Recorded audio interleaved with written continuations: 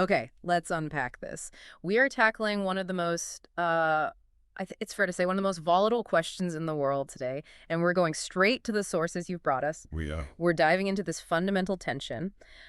On the one hand, you have the perception of Islam as a religion of peace. Right. But on the other, you have the reality of extreme violence from some adherents and, things like the death penalty for apostasy or blasphemy in traditional Sharia law. And it's so crucial to understand the framework here, what the sources are actually doing. Yes. They are not, and this is key, they are not offering commentary on faith itself. No, not at all. This is an academic deep dive, a highly critical one. It's a dissection, really, a dissection of how traditional Islamic jurisprudence as the theory of law and exegesis. Methods of interpreting the holy text. Exactly. How those things were allegedly co-opted over time, corrupted and weaponized for purely political aims. And the central argument, the thesis, is incredibly provocative. It is. It basically says, if you define Islam solely by the Book of Allah, the Revelation, then yes, it's a religion of peace. But if you define it by the traditions and the views of certain, let's say, hawkish clerics, the ulema,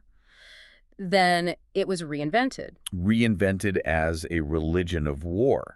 The sources even quote al-Baghdadi as reportedly saying, Islam was always a religion of war.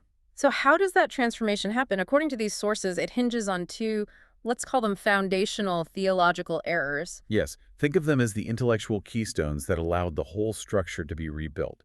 The first was falling into shirk. Okay, hold on, let's clarify that. For many, shirk just means polytheism, right? Yeah. Ascribing partners to God. That's the common understanding, yes. But here, the sources are talking about something more specific. They call it scriptural shirk. Meaning what exactly? Meaning elevating tradition, so the sunnah and hadith, the recorded sayings and actions of the prophet, to be an equal to the Quran itself. Wow. So you're treating the words of men about the prophet as having the same divine weight as the actual revelation? Precisely. You're ascribing a partner, an equal, to the Book of Allah. That's the first step. So if step one is elevating man-made tradition, what's step two? This is where it gets really interesting. This is where they fall into kufr, disbelief. Exactly. Through the teaching of abrogation, or noshk. This is the absolute key to the whole mechanism. The idea that later, more militant versus just cancel out the earlier, more peaceful ones. Yes. And by accepting that, the sources argue, you are literally required to stop believing in parts of the Book of Allah.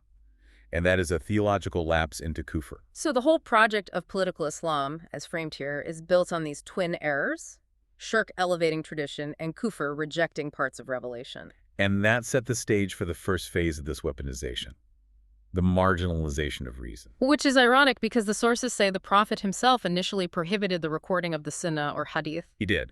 And it was for a very specific reason, to keep the focus entirely on the Quran. It was a safeguard.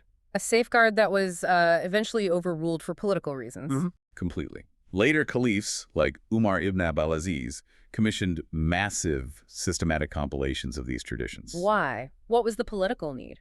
The empire was expanding rapidly. They needed a unified legal code to enforce across huge territories. It was just easier to codify precedent, the traditions, than to rely on, reasoned local interpretations of the Quran. So pragmatism over piety, in a sense. You could say that. It was the moment the authority of the predecessors began to replace the primacy of revelation. And once tradition was elevated politically, the assault on reason, on aql, began. It had to. The traditionists started to argue that using reason-based interpretation, or tafsir, was actually a form of unbelief. Unbelief of reason. Kufr al-fiqh, yes. The unbelief of reason. Their logic was simple. Tradition is the only legitimate key to the Quran. Your own mind, your reason, that's just dangerous human interference. And the sources say this wasn't just an academic debate. There were real, brutal consequences. Horrifying consequences. In the 8th century, the Caliph Musa al-Hadi enforced this repression of reason. The chronicler al-Suyuti reports the murder of 5,000 philosophers. 5,000? Just think about the chilling effect of that. This process culminated in what's known as the closing of the gates to ijtihad, independent reasoned thinking, in the 10th century. And when you shut down independent thought like that, the long-term costs must be immense. The sources call it a state of intellectual retardation. And they provide data to back that up. Look at higher education. In 2013, the highest-ranking university in any Muslim-majority country was University Malaya, at 167th. So over 1 billion people with no university in the world's top 150. Compare that to Singapore, just over 5 million people, and they have 2 universities ranked in the top 100, one even in the top 50. The knowledge gap is just staggering. It is. Or look at translation rates. A thriving culture translates the world's knowledge. But in the early 80s, the entire Arab world translated about 4.4 books per million people. And in Europe. Hungary was at 519. Spain was at 920. It points to a deeply insular intellectual culture. Which fosters what the sources call taqlid, this unquestioning following of authority. Yes. It's a mindset where conformity is valued more than creativity. The sources even suggest that plagiarism today is a kind of residue of taqlid. Originality takes a back seat. There's also a deeper philosophical move here, right? The rejection of causality. A very deep move. They focus on the philosopher Al-Ghazali, who insisted that God is the direct, immediate cause of absolutely everything. So if I drop this pen, it's not gravity. No. According to this view, God just willed the pen to move downwards in that instant. There's no necessary connection between cause and effect. And the consequence of that thinking for science is? Devastating. Why run experiments if the world is fundamentally arbitrary, not governed by predictable laws? It strengthened conservatives and undermined the very basis of scientific inquiry. It seems it would also undermine moral responsibility. Absolutely. That's the moral consequence. If you believe your actions are entirely predetermined by God, you're less likely to take personal responsibility for them.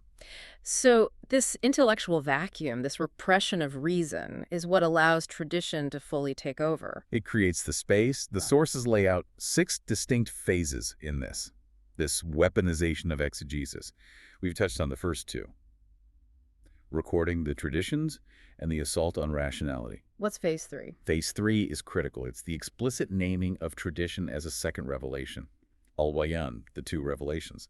This gives theological muscle to the error of shirk. And they back this up with a specific tradition, right? Where the prophets supposedly said, I have been granted the Quran, and along with it, it's equal. Correct. And once you've established that, you're ready for phase 4. Tradition becomes the judge over revelation. The hierarchy is officially flipped. An astonishing claim. The scholar Al-Asai literally said, the Quran needs the Sunnah more than the Sunnah needs the Quran. I mean, it's a definitive statement. The words of men are now officially placed above the words of God. Which leads directly to phase 5, where tradition starts to replace revelation in actual legal rulings. This is where you see it in practice. Yeah. The example of adultery is the clearest one. Right. The Quran is explicit. 100 lashes. Unequivocal. But a hadith introduced the death penalty by stoning. And that's what became embedded in the law.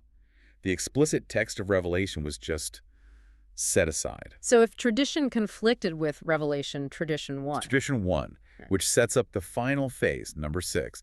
This is the peak of this authoritarian structure. Where the power of abrogation, the power to cancel verses, is given to the ulema themselves. Yes. The power now rests with the scholars.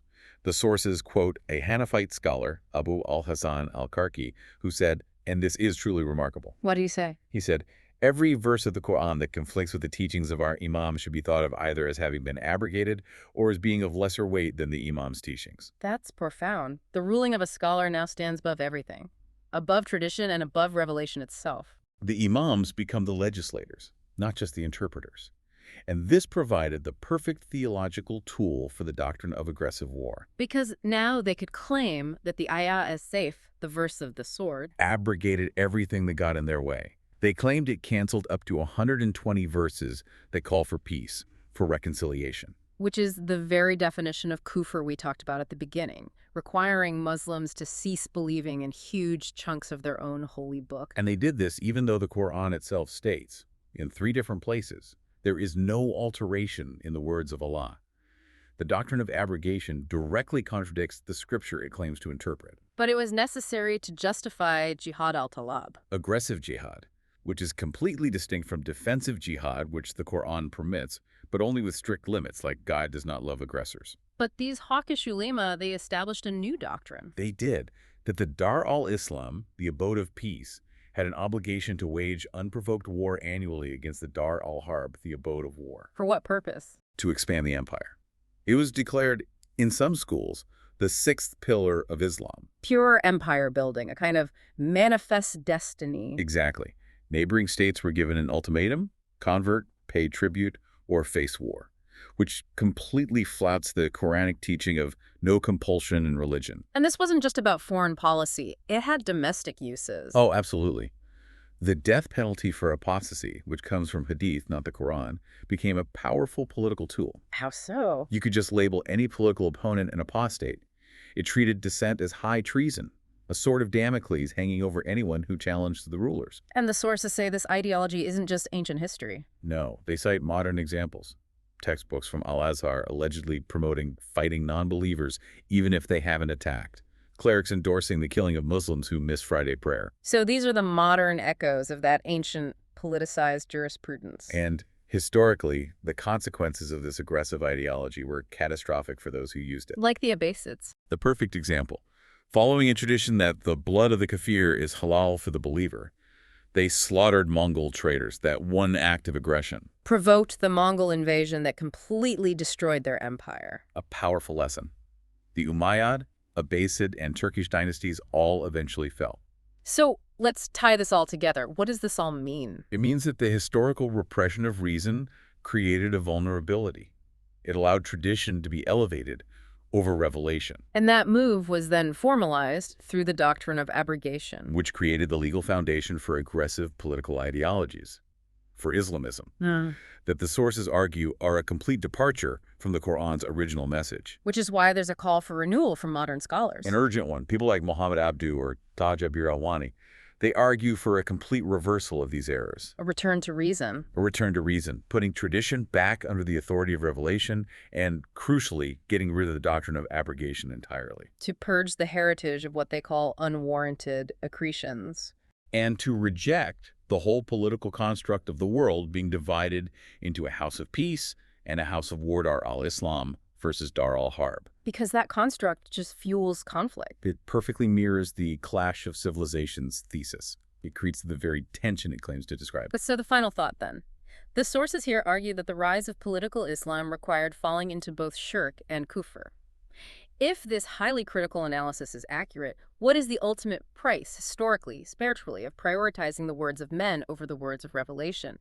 And for any faith, really, how essential is objective, analytical thought in protecting the integrity of a sacred text?